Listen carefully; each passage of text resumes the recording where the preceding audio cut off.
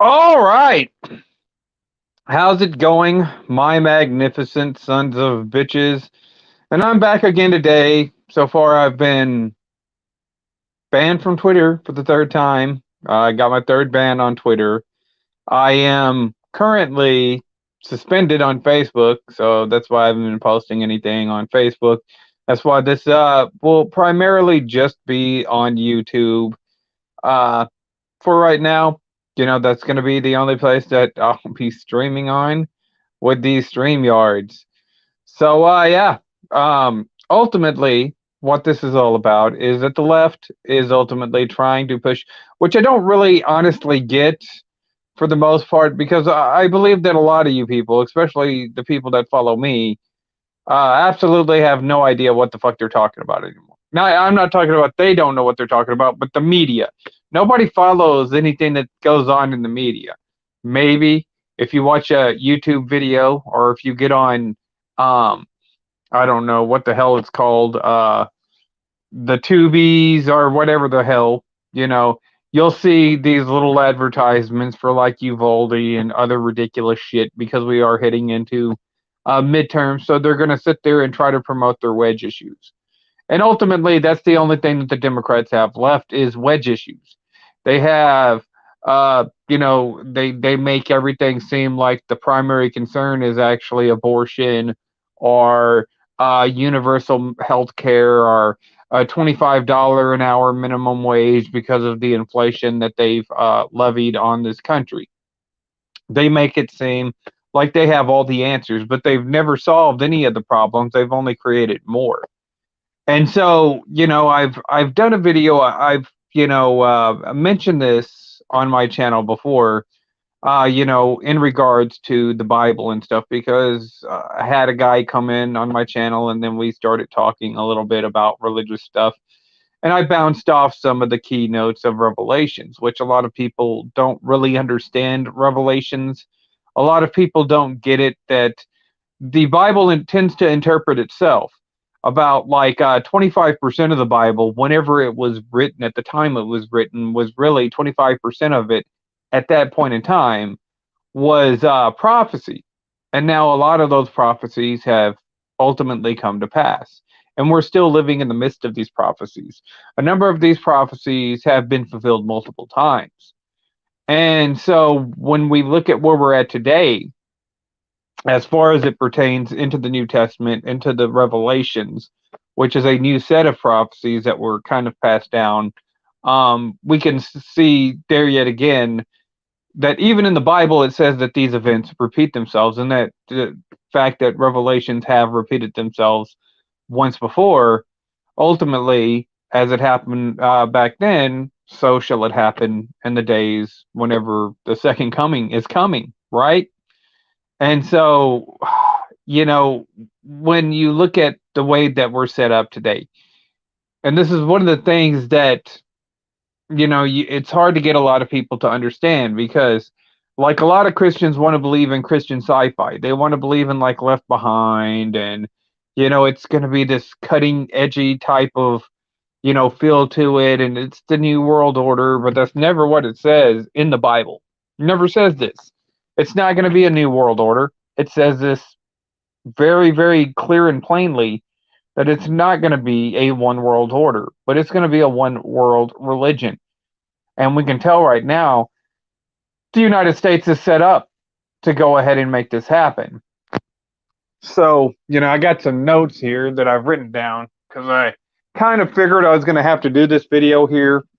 Um, you know, uh, I've done my Genesis video, but like when you look at the scriptures, when you look at the Bible, and whenever you look at the Revelations and the beasts and the second beast and a lot of these the four horsemen of the apocalypse, we've already seen a lot of this stuff already happen, and they've already, a lot of these prophecies have already been fulfilled, and there, it was just like it was whenever Jesus came. The reason why we can rest assured that Jesus was the Messiah, and that people that are Christians have confidence that Jesus was the Messiah, was that there was a lot of prophecies that Jesus had to fulfill. a lot of prophecies. So whenever he would fulfill these prophecies, it would be kind of hard. You'd be hard pressed for people to sit there and say, "Oh yeah, this happened," and it would to be some great conspiracy, particularly considering the fact that everybody, that it would have taken, a large number of people over various demographics and various for them to have to pull this off, and it would be nigh impossible for them to sit there and make up this big conspiracy like you see the people over there in freaking Zeitgeist, they make it seem like it's, oh yeah, this is so easy. But you're talking about people that were at the point in time being killed for their beliefs. You know what I'm saying? And it's going to be kind of hard to convince somebody to go out there and martyr themselves over some sort of conspiratorial plot to go ahead and push a world savior out there. You know what I'm saying? Without it benefiting them directly. And these people didn't benefit from this directly. A lot of them got fed to lions. A lot of them got strung up on posts and, set on fire and whatnot. I think John the Baptist got boiled alive. He survived and he lived out his life on the island of Patmos, but he was boiled alive. Peter was crucified upside down. Stephen was stoned to death. So it's kind of hard to sit there and say that these people greatly benefited from claiming that they saw this Messiah-like figure. So with that being said, we go through the scriptures, and what does it say? It says that there was a, beast that came out of the sea, right? The first beast came out of the sea, and it had 7 heads and 10 horns. Well, when you look at the 7 heads, of course, these are the mountains that are in Rome at the time, that are connected with Rome, or Italy or the Roman Empire. The 7 mountains were the basically connected to the Roman Empire. Whenever you look at horns, and it says this in the Bible, what's the definition of a horn in the Bible? It's usually for a king or a kingdom. And it even says this in Daniel. That's what these represent. The 10 horns represent 10 kings. They have 10 crowns, right? So we know that they're 10 kings. And so whenever you look at the 10 kings, which ended up making up Europe, you had, of course, the Huns. Everybody knows the Hungarians. All these tribes, Attila the Hun, you've heard it before. So the Huns were a barbarian tribe. The Anglo-Saxons, do we know who they ended up making these are the tribes of Europe that ended up eventually becoming Europe as you know Europe today. You had the Anglo-Saxons, you had the Lombards, you had the Franks, you had the Burgundians, you had the Suevi, you had the Visigoths, which are now the Spanish. All these are basically the 10 barbarian tribes. Well, you had the Ostrogoths, which were plucked up, right? Isn't that what it says in the Bible? That 3 of the horns were plucked up, the Vandals and the Ostrogoths, all plucked up. So, whenever you're looking at Scripture, we can go ahead and see exactly what the first beast is. What is a beast? A beast is a power. It carries some sort of authority. That's what a beast is in the Bible. It carries some sort of authority. And, and it explains this in Scripture. You can go back and look up Revelation 17 whenever it talks about the lady riding the beast. That's exactly, it says what the lady is. The lady was, is basically the whore of Babylon, which is a religion. You have the Virgin Bride of Christ, which is a church, and the whore of Babylon, which is a church. It's just not faithful to God. And that's what it is. And it says this, it makes this definitely clear in these scriptures. If you read them, it defines what these things are a symbol for. However, whenever you're talking about from a secular perspective, they want you to sit there and think that Godzilla is going to come out of the sea. That's what they want you to think, because they don't want you to go ahead, do any investigation, and then you wouldn't have any knowledge going forth. But we already understand that, what happened whenever those, the Heruli, the Vandals, and the Ostrogoths, what happened whenever they were, plucked up? Whenever their little empires were taken out, they're no longer, they're extinct. Then you had Vatican City, which basically gave Pope, the Pope, basically the religious leader of Rome at the time, they went ahead and give him an official title, Vicarius Vili Dei, which is, if you go ahead and break that down into Roman numerals, uh, whenever you go ahead and break that down into Roman numerals, then you could do the math and see that Vicarius Filii Dei adds up to 666, the numbers in his name. So we already understand that the Roman Empire is ultimately the first beast of Revelations. It was given actually, it was given the right to become a kingmaker in 538. This is whenever it was established by Justinian. Went ahead and gave declared the Pope as religious leader of the world at that point in time. So he's the one that made the kings. He's the one that set up all the kings and the the European empires and whatnot that ultimately controlled the world. So, and in 538 is whenever he received his power. In 1798, whenever Napoleon took over, you had the French Revolution going on. After the French Revolution, Napoleon sent General Berthier in 1798 to go ahead and take the Pope out of power, to go ahead and put, he who liveth by the sword, which is the word, he who lives by the sword must die by, or he who kills by the sword must die by the sword. He who sent into captivity, he will be in captivity, he will be sent. It says this in scriptures. This is exactly what happened.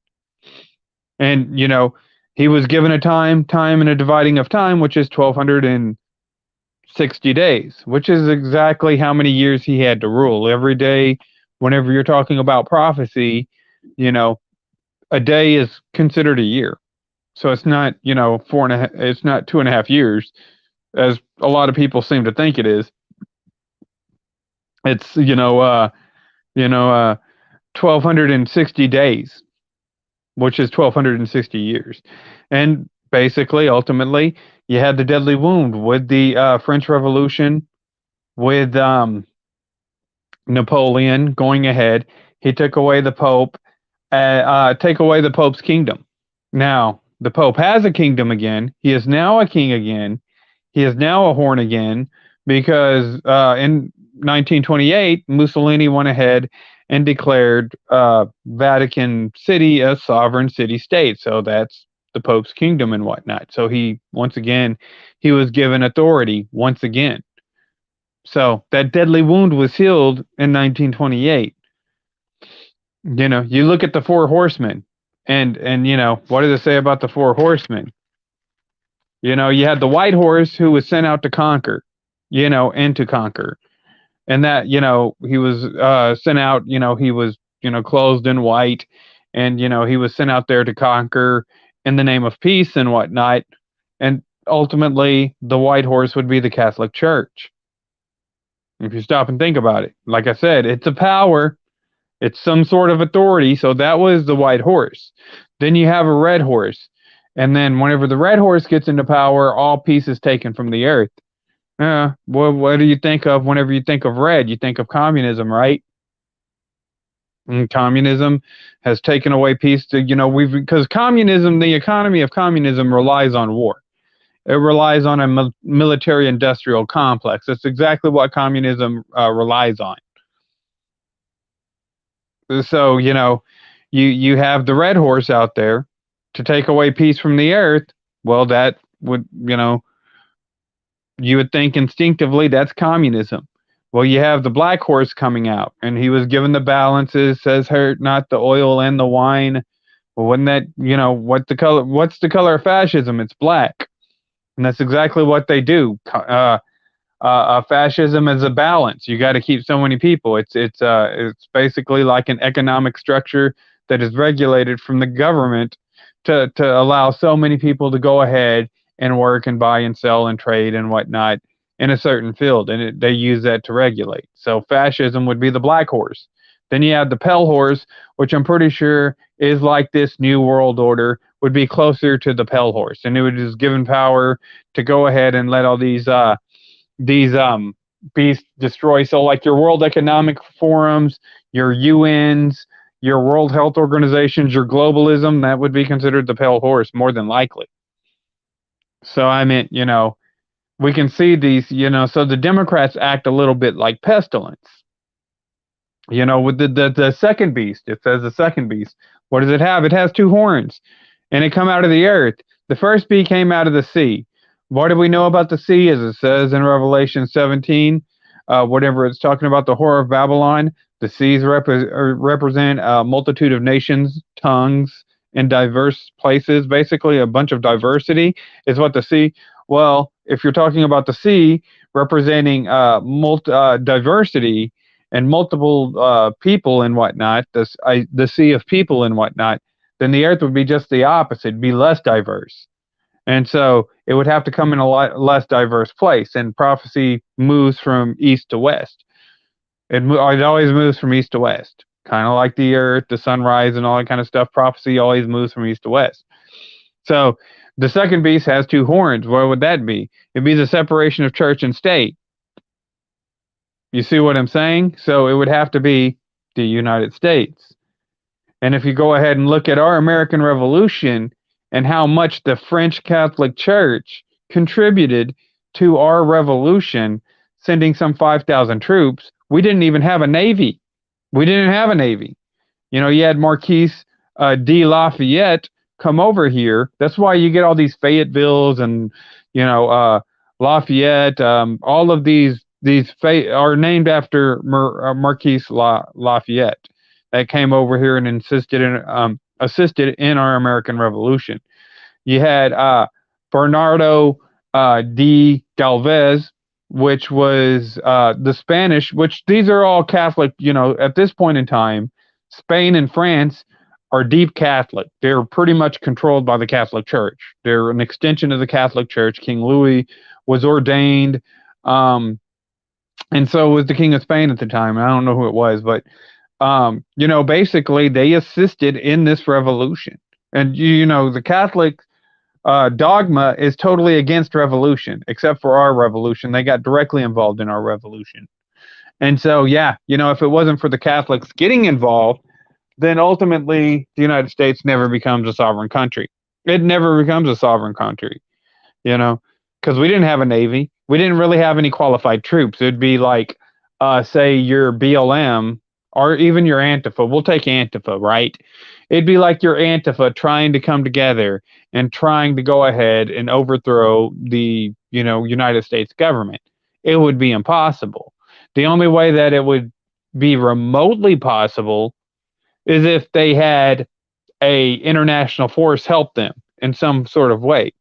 Say like China or something. I wouldn't even say Russia at this point. I'd say mainly it'd be China, because China's the only one that can really identify with somebody like Antifa, because the Antifas are pretty much communist. Is exactly what they were. It's what they were back when they were in Germany. They were commies too.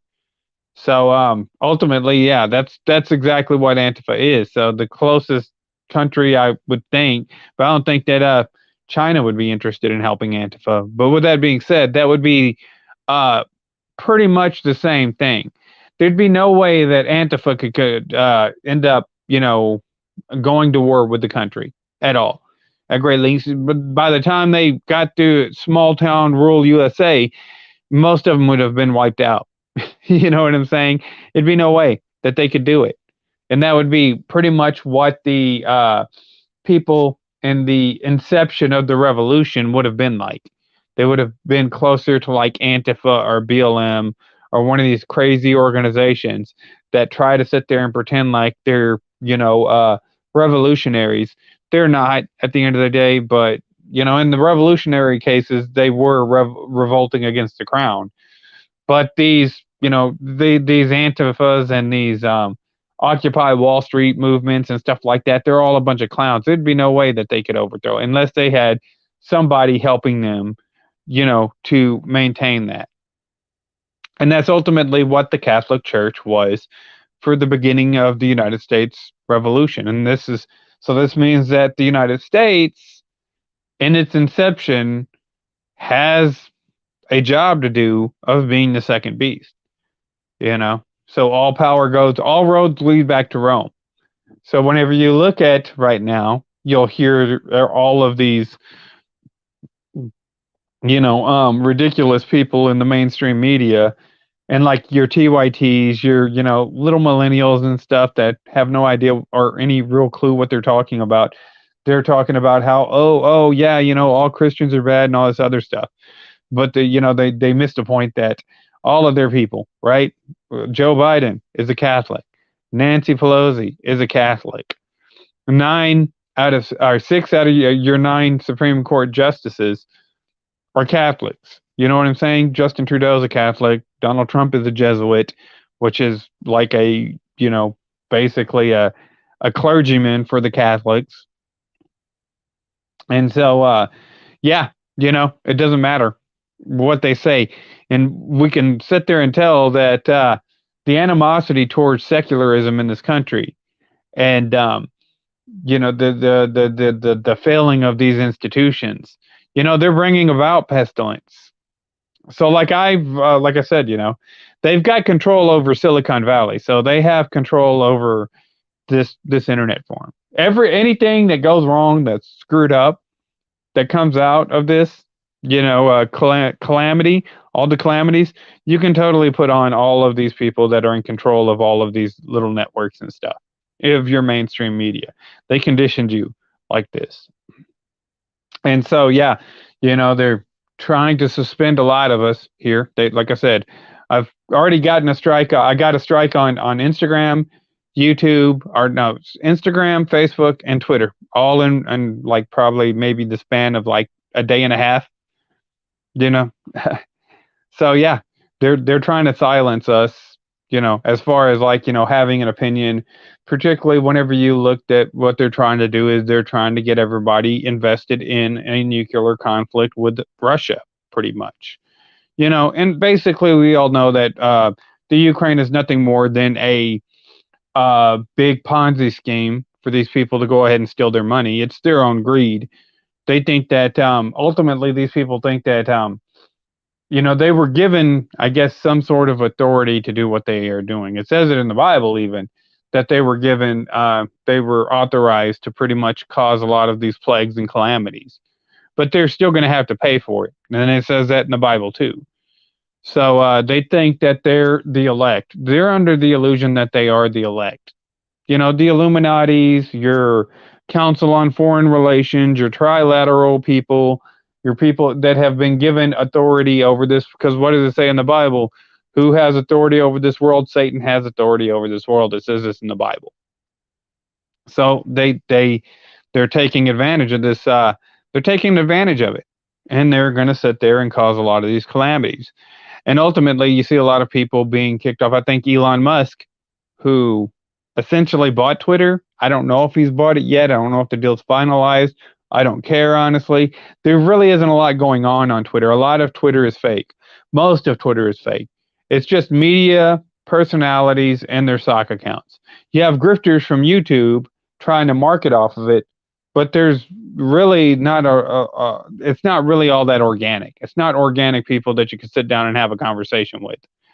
They are basically nothing more than sock accounts, placebos, media personnel trying to sell a bunch of bullshit. That's all Twitter is. The trends are fucking stupid, and their trends don't even trend that much anymore. You go ahead and look at, the stuff that trends on there. It's not that popular.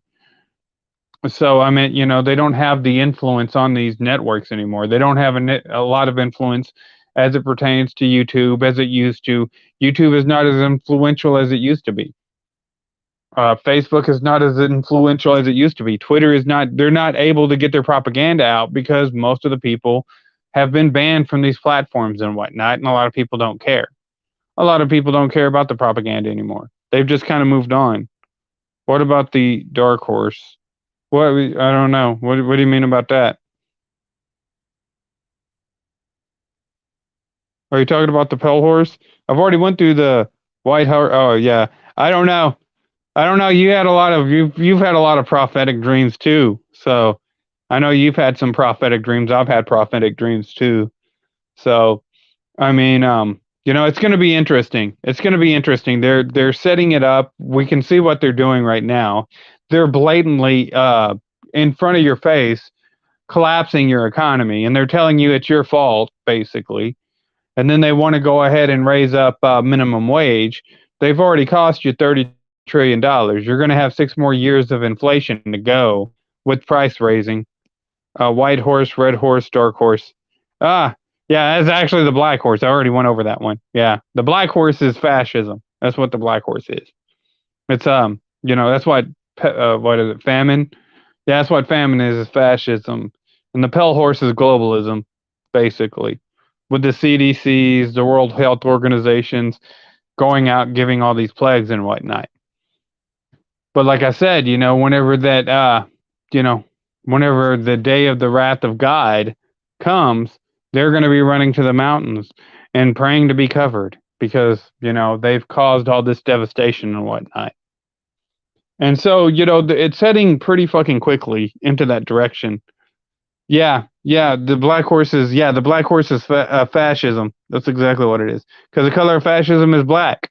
Now, a lot of people say, oh, no, it's this and it's that. But mainly, that's why I remember whenever I was in school, they used to teach that the red in the Nazi flag was for communism and the black in the Nazi flag was for fascism. Because technically, they were set up like a communist military structure, but their economy was fascism. It was based on fascism. So that used to be what they taught us in school. I doubt they teach that anymore because they don't want you to know that the they'll call them right wing, and neither communism or fascism is a right wing philosophy. Well, technically, by what they claim the right wing is. If the right wing is anti-authoritarianism, if they're anti-communism, and communism is extreme authoritarianism, then right wing would be the opposite, which means that ultimately the right wing would be anarchist, not fascist. So ultimate right wing would be anarchy, not fascism. Fascism is a step down. I myself am a capitalist, and I consider myself an anti-federalist. Giving the because I think that there yet again anarchy is too much of an extreme. But anarchy will probably be what you get after you have all these calamities start to hit. And it looks like they're preparing to go ahead and put out a lot of these calamities. Whenever you have all of these VAXX mandates and stuff, you have all these people in control. They censor the internet because they know that, there's a lot of people out there that will go ahead and give you some sort of foreknowledge before these events start to happen so you could go ahead and get prepared. Whether you want to go ahead and believe it or not, it's, that's not up to me. I mean, at least you have the option to go ahead and hear these videos, to go ahead and have some sort of information and say, oh, okay.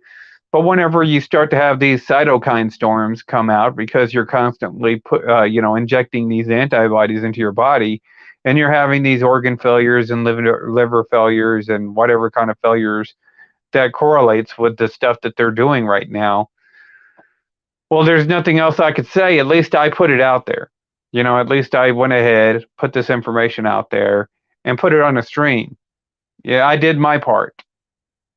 Whether, you want to accept it or not, that's totally up to you. That's totally up to you. But I can tell you right now, those people that are in charge, those people in positions of power, they're going to certainly do that stuff that they've been given authority to do, because it's already written into their heart. So they're definitely going to do it. We can sit there and see that. Regardless of what anybody else says, regardless of what you think, they're still going to go out there and do it. So, it looks like the end may be near. It looks like they're sitting up for a nuclear conflict. They keep pushing it in the mainstream media. They're trying to get it out in front of you. They're trying to go ahead and get people to jump on board. I see a lot. I don't see a lot because I'm not on Twitter anymore. But I hear a lot of those people that were on Twitter having those little Ukraine flags. They're starting to take them off. My one request would be this, is that if you're going to go to war over Ukraine, if you're going to sit there and put out this ridiculous notion that this is a war that we need to fight and all this other stuff because you put in a proxy, which is exactly what you did. You went ahead, you installed the new coalition government that is the Svoboda Party that were Nazis affiliated with the German Nazis. They were the Russian version of the German Nazis at the time.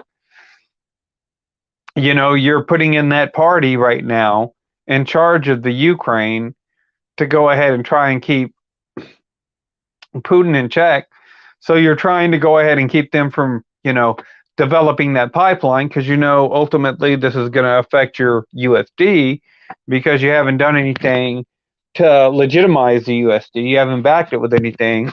All you've done is backed it with, make it more and more fiat by printing out more of it. Well, now, if you're going to say that we need to go over there and fight for it, stop asking those so-called Trumpers or the conservatives or the Republicans or the independents or the people that you call Russian bots. All of these people you really can't trust, right? You just said it, y'all keep doing these media articles how you can't trust anybody except for leftists because all of us are somehow insurrectionists. Anybody who disagrees with your insanity is an insurrectionist. So if this is the case, then you need to go ahead, send all these leftists over there. It needs to be everybody that's on Twitter, and especially anybody with the blue check mark on Twitter. Just use that as a registry because you're going to have to do a draft. There's not enough soldiers there to go to war with Russia. And particularly since Russia has agreements with China, Brazil, India, the BRICS nations that it is, you're definitely going to need more power. You're going to need more man to go ahead and hold off those forces and whatnot. And so you can't trust the MAGA people, right? You give them, what do you call them, weapons of war, and they may cause another insurrection. Isn't that what you say? So why would you give these people, a weapon? You'd have to send your shills over there. You have to send Nancy Pelosi's daughter over there. You have to send Lindsey Graham's kids over there. Send the Bush's kids over there.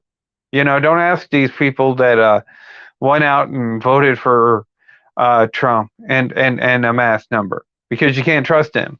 Because you may just go ahead and get a bunch of troops that would be an insurrectionist. You'd be giving them the access to go ahead and cause an insurrection. So you can't really go ahead and send anybody that isn't a Democrat over there. You're going to have to sit there and send all your State Department, those 87,000 IRS agents. You're going to have to strap them with the brain buckets, send them to Ukraine. Stop sending the $630 million, but go ahead and start sending manpower. Go ahead and start sending off these little media shills. Go ahead and start sending your Rachel Maddows. Hell, go ahead and send off your Tucker Carlsons. And go ahead and send off all these other people that keep claiming that Putin is, insane and that we need to go to war. All of these people that are sitting there. Well, I don't know about your Tucker Carlsons, but for sure your Sean Hannity's, that claim we need to go in there. All these people that have an invested interest that have been marketing off of this Ukraine shit. Send all of those people over there. Just stop asking the rest of us to go because I ain't interested in it. And with the Joe Biden with Biden and trying to posture against Putin, I don't see the point. I honestly don't see the point why you would go out there and do that and throw that out there like that, because your country doesn't even support you.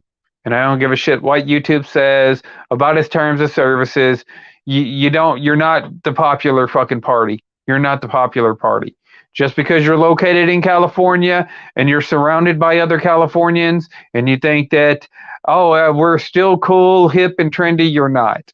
You're not a lot of people like you, people that are affected by this inflation that your ridiculous senator, that is Speaker of the House, to have caused.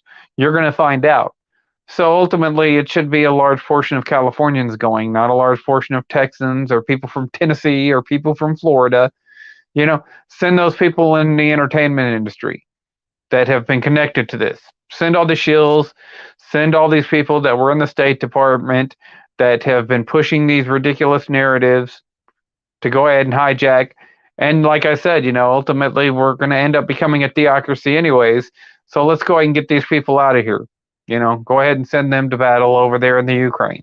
That makes perfect sense. You know what I'm saying? I guarantee you crime would probably decrease by 90%.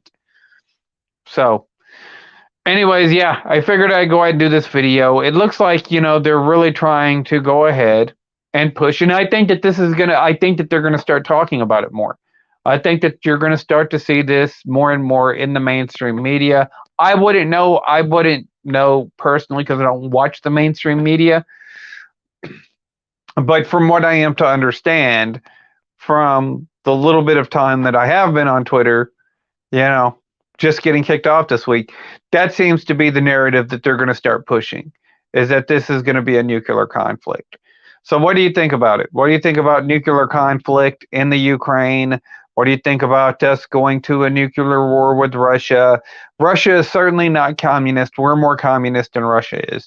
But what do you think about it? What do you think about this ridiculous point that, the Ukraine has already, for the most part, all those states in the Ukraine have already declared that they want to be a part of Russia anyways. So, but we ignore that. And then the media puts out, because they all have an invested interest in Ukrainian energy companies and whatnot, independence of Ukraine. And, ultimately, Russia, the Ukraine would benefit more with Russia than it would with the United States. We already seen that you can't trust this government.